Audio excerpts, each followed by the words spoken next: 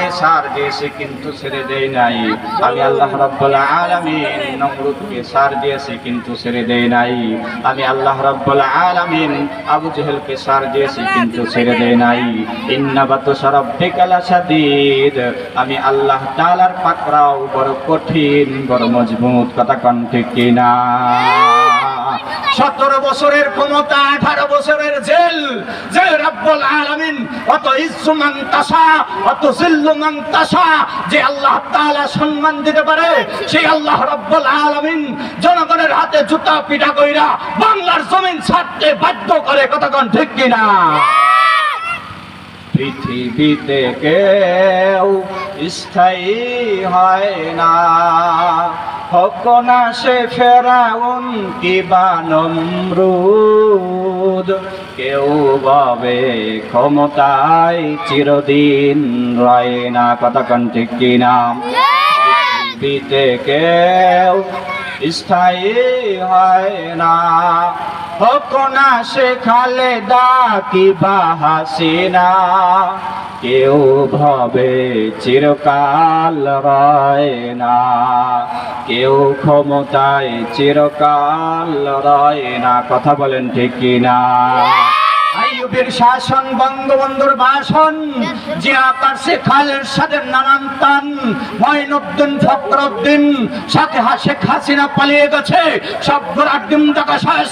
আগামীতে টুপিওয়ালাদের বাংলাদেশ, আগামীর সূর্য ইসলামের সূর্য, আগামীর বাংলা ইসলামের বাংলা, আগামীর বাংলাদেশ কোরআনের বাংলাদেশ। কথা বলেন ঠিক কিনা মুসলমান?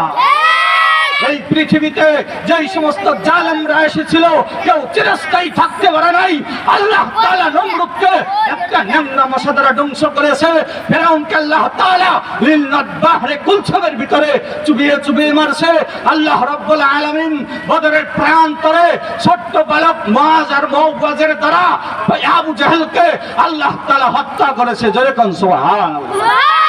আর সেই ফেরাউনকে আল্লাহ তাআলা বাংলার সমস্ত জনগণ দিয়ে নব্য ফেরাউন হাসিনাকে তাড়িয়েছে। কথা কোন ঠিক কিনা?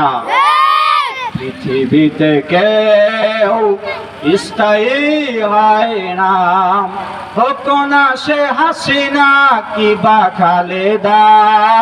কেউ ক্ষমতায় চিরকাল রয় না। কথা বলেন ঠিক কিনা? ক্ষমতায় কেউ চিরস্থায়ী থাকে?